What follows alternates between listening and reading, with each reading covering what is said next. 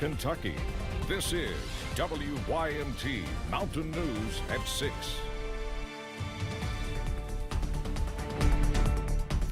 It's been more than 2 weeks since folks living in an apartment building in downtown Hazard not only lost all of their belongings, but also lost their home.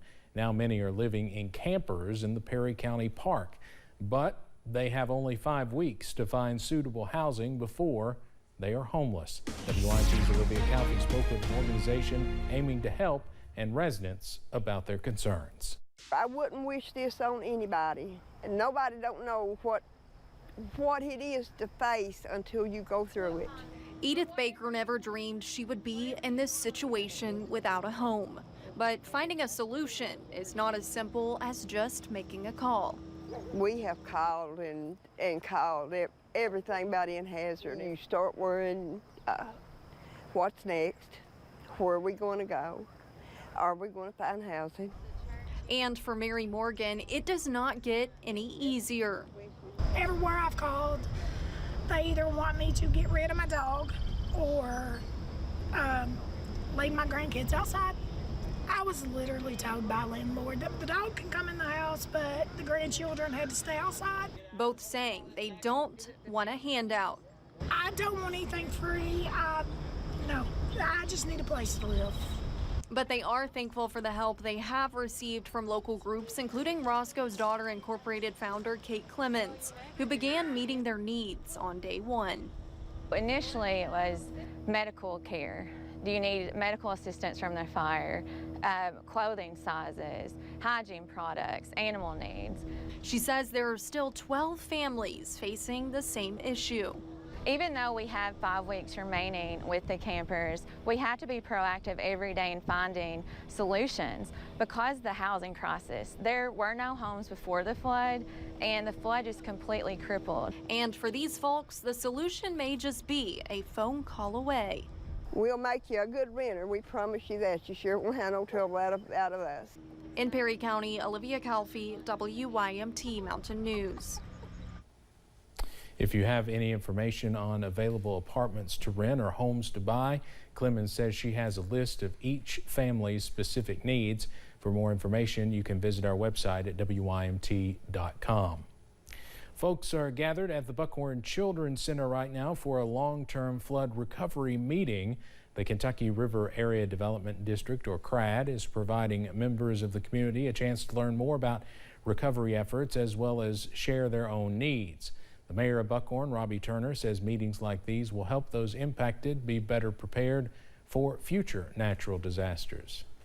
When we look at planning and disaster mitigation, the hope should be is that the next time we have an event such as this, it doesn't cause near the significant amount of damage that this one did. The meeting is underway and runs until 8 p.m. tonight. WYMT's Jack Demler is there, and he'll have more at 11 o'clock. Folks throughout the Commonwealth were hit hard yesterday by storms that dropped both rain and hail on businesses, homes, and properties. Nathan Smith says he's run a fireworks tent in Madison County for the last 17 years. He says he was in that tent when the storm took a dangerous turn last night. He says he made a break for his car, getting hit by golf ball size hail along the way. He stayed with the tent, but he says his business took a big hit. Yeah, it's going to be a big hit. I've probably lost about $35,000 in fireworks. There were other businesses, homes, and even churches also damaged by those storms in Madison County. Last night's storms caused damage to several parts of Eastern Kentucky University. The outfield low fence at the university's baseball stadium was knocked over by strong winds. The university's Meadowbrook Farm also saw some damage. Wind damaged 4 structures at the farm. 10 to 15 large trees were also damaged. Several folks are still without power in parts of central and eastern Kentucky. PowerOutage.us reports that nearly 46,000 Kentuckians are without power in more than a dozen counties. That number was more than 100,000 overnight. As of 5:15 this afternoon, here in eastern Kentucky, 374 folks in Owsley County, 567 in Estill County, and 315 in Lee County are still without power. While many are cleaning up from last night's storms, officials with emergency management say you should start preparing now for the next time severe weather hits. Officials say have a plan for where you will go, whether it's an interior room to protect from damaging winds, tornado threats, or hail damage, or a higher ground area to protect from flooding. Officials say knowing where to go could help you and your loved ones stay safe.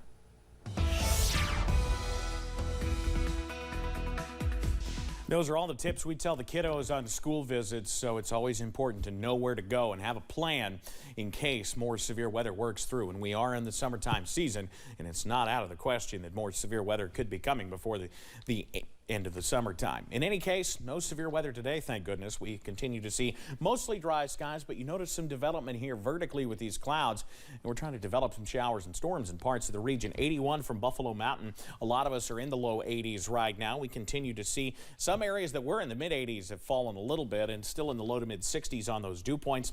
Watching a few downpours now, one coming down 64 right into downtown Moorhead, another into portions of Mingo into Logan County. As you see out here to the east, severe thunderstorm watch is where the severe weather will be well to our east tonight. And there's that heavy downpour moving down 52 and that storm north of the Mountain Parkway pushing into Morgan County before the next little bit. Through the evening, we continue to see those temperatures fall into the upper 60s. We're down into the mid 60s for many as we run through tonight. Steve, I'll have the latest on when a couple more downpours could work into the forecast in a few minutes. All right, Evan, thank you. A woman who was previously reported missing out of Tazewell, Virginia, has been found dead. 38-year-old Natasha Brewster was reported missing on Thursday after she was last seen on June 19th. Brewster's family says she was found this morning after having died in a car accident. A Barberville man was arrested Wednesday after police say he assaulted his girlfriend and young child. Deputies with the Knox County Sheriff's Department charged 38-year-old Scott McVie of Barberville with first-degree criminal abuse and first-degree criminal abuse of a child, in addition to 2 charges of terroristic threatening. He was taken to the Knox County Detention Center, and the woman and child were taken to Barberville ARH for treatment. The city of Prestonsburg will host a candlelight vigil to remember 4 officers killed last year. Captain Ralph Frazier, Deputy William Petrie, Officer Jacob Chaffins, and K-9 Drago were all shot and killed, and 4 others were injured in the line of duty. Friday's date marks the 1-year anniversary of the shooting. The candlelight vigil will begin at 8:30 p.m. on Friday in downtown Prestonsburg's municipal lot. Working with crime victims can be difficult, especially when it comes to helping them through the court process. Experts say victims go through emotional trauma and possibly physical trauma, so it's important that courtroom professionals can recognize signs of both. LKLP hosted a training to teach them just that. WYMT's Madison Carmouche has more.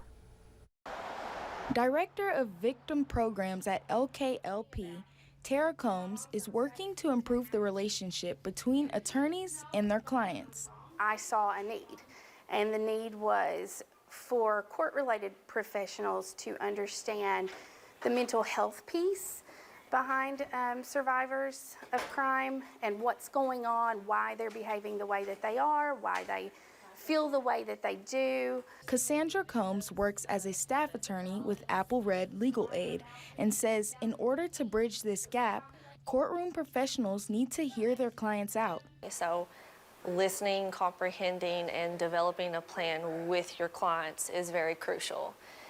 If you don't listen, you're not going to know what they want and what they need. The courtroom professionals and the victims both have a common goal: justice.